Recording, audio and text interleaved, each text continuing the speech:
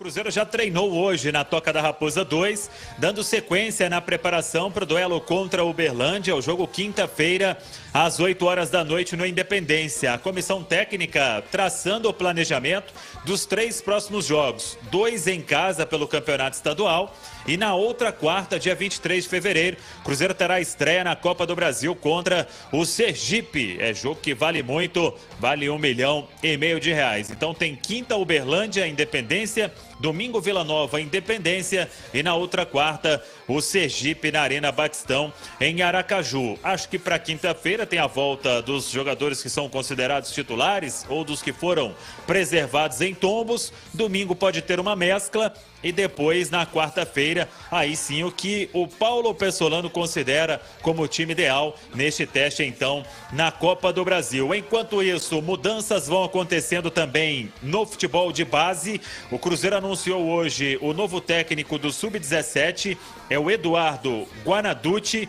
Ele esteve por último no Bahia, já comanda as atividades na Toca da Raposa 1. E uma informação que a gente apurou, eu e o Guilherme Pio, eu considero uma baixa importante na base, o técnico Mário Henrique. Ele foi desligado pela nova gestão do Cruzeiro, já tem destino acertado, vai trabalhar no Goiás, Sub-17. O Mário Henrique, que fez uma grande campanha no Sub-17, depois subiu para o Sub-20 e chegou com o Cruzeiro até a fase semifinal da Copinha com uma grande campanha. O Mário Henrique agora deixando o clube para ir trabalhar no Sub-17, repito, uma opção da nova gestão do Ronaldo Fenômeno. 2 jogadores seguem fazendo tratamento na fisioterapia. Zagueiro Sidney, uma lesão muscular na coxa, e o atacante Vitor Leque, a entorse no tornozelo esquerdo, ainda não voltam contra o Uberlândia. A partida na quinta-feira, às 8 horas da noite, no Independência. Uma informação que veio do colunista Lauro Jardim,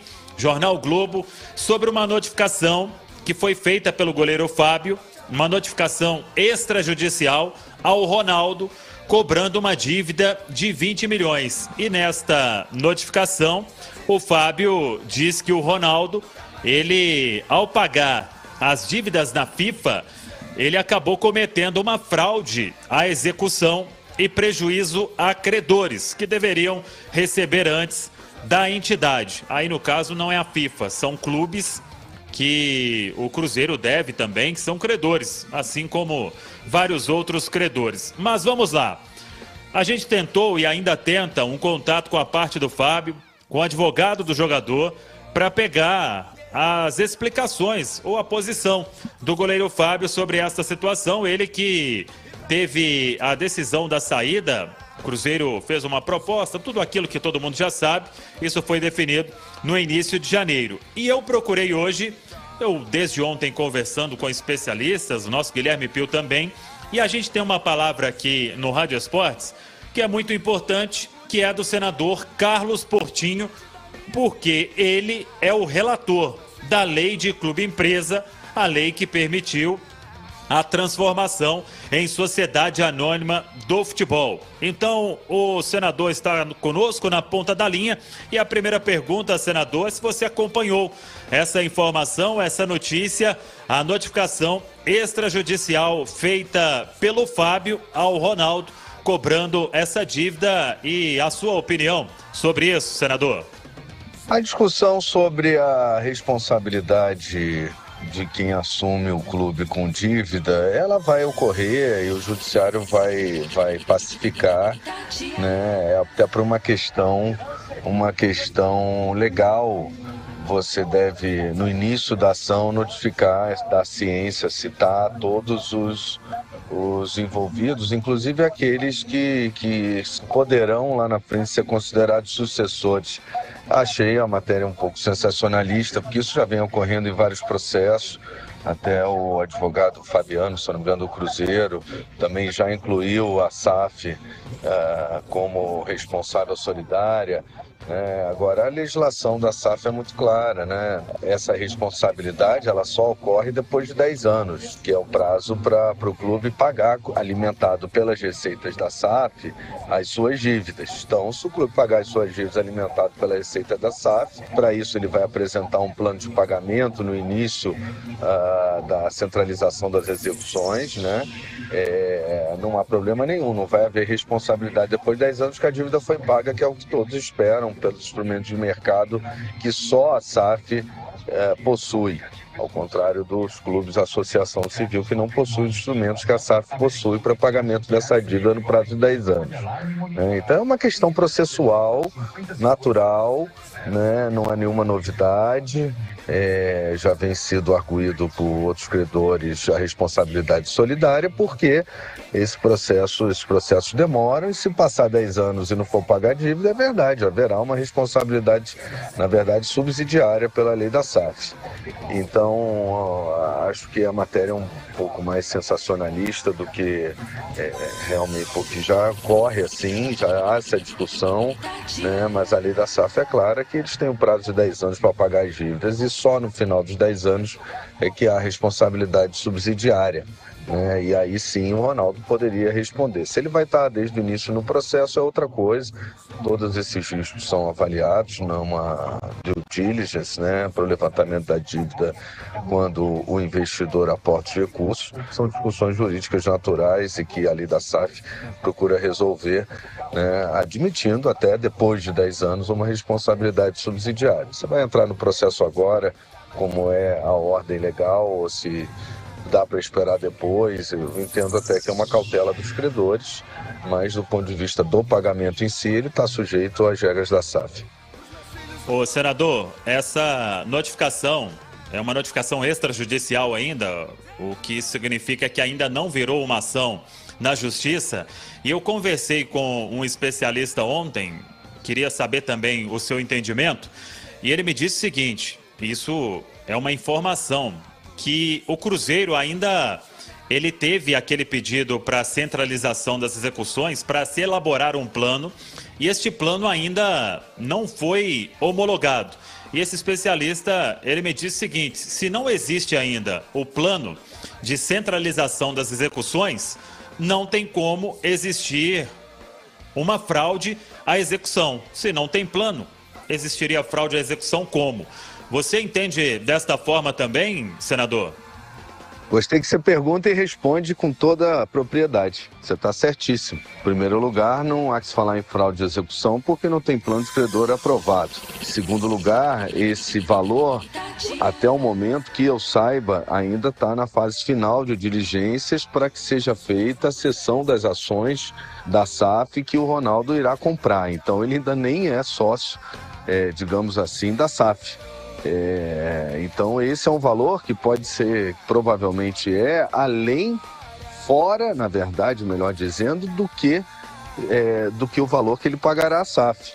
É como se eu quisesse amanhã, como torcedor do Cruzeiro, pagar lá a dívida do Cruzeiro com a FIFA e resolver, né? Eu posso pegar esse meu valor e pagar a dívida da FIFA. Eu não estou fraudando credor nenhum, não é o Cruzeiro que recebeu o valor e está pagando com o valor recebido a dívida da FIFA e à frente de outros credores.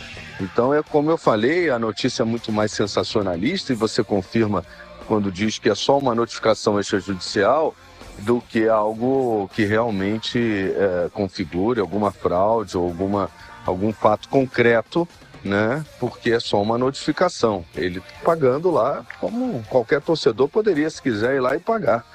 Como eu amanhã, se for aprovado pelo plano de pagamento de credores, aí seria diferente.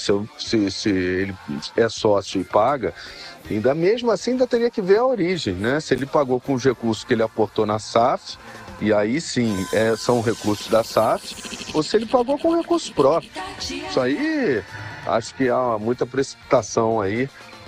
Entendo o movimento de cautela que os credores que o credor está fazendo, mas o embasamento me parece despropositado.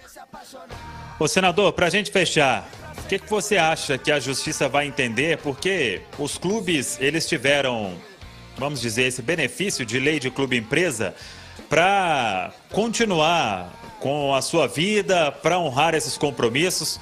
E eu até conversei com esse especialista, voltando a falar, ele me disse que a lei de clube-empresa não é uma lei de calote, mas é uma lei de pagamento de forma parcelada. O que você acha que a Justiça vai entender sobre essas várias ações que, com certeza, cada credor vai tentar receber do seu jeito aquele valor que lhe é devido, que ele acha que é devido pela associação? Não acho que a Justiça vai interpretar mal para as SAFs a lei das SAFs. Acho natural essa discussão, toda lei nova cria um debate. Os credores, naturalmente, já gatos escaldados, muitos clubes que fraudaram os atos trabalhistas, as execuções, criaram esse terreno de desconfiança.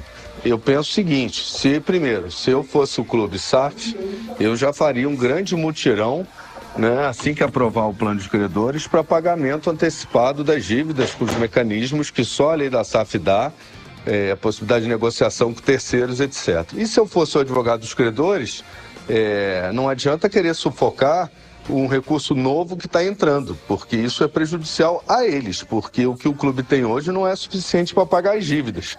Eles também precisam desse aporte de recursos e de um plano de pagamento de dívida que seja executado. E agora, com a lei da SAF, com as responsabilidades que a lei da SAF dá, pessoais, inclusive, para o gestor da SAF e para o gestor do clube, em repassar os valores para pagamento do plano de credores. Né? Então, eu vou ser sincero, se eu fosse credor do clube, eu estava mais preocupado em sentar na mesa, que é o que obriga, né, a nova lei, e fazer as negociações ou ir no mercado buscar players que têm interesse em comprar esses créditos e, eventualmente, alguns até amanhã poder converter esses créditos em ação. Acho que é mais inteligente do que contestar os aportes ou querer estrangular uma SAF que é criada justamente para permitir o pagamento das dívidas, coisa que os clubes como associação civil não estavam honrando. Né? Eles têm que fazer o gesto para o credor, dizer, ó, esse aporte aqui, parte dele a gente já vai pagar muita dívida, para o clube ver a fila andar, né? E tem que ter um dever de casa também para os advogados dos credores entender que isso é para o bem deles. Inclusive, mandei uma mensagem ao presidente do Botafogo com essa sugestão de que na negociação com o John Textor, eu achava que ele tem que privilegiar os credores, ele tem que mostrar que a lei é boa para os credores. E os advogados credores trabalhistas também não podem perder de vista que se eles apertarem muito essa corda, o clube sempre vai ter a opção da recuperação judicial. Ou seja, ele sai da centralização das execuções cíveis e trabalhistas e vai para uma recuperação judicial, numa vara de recuperação judicial própria, um procedimento próprio da recuperação judicial que importa numa negociação coletiva e que muitas vezes é pior até para o próprio credor, fora que é em outro foro, não é no foro trabalhista. Muito bem, tá aí então Carlos Portinho.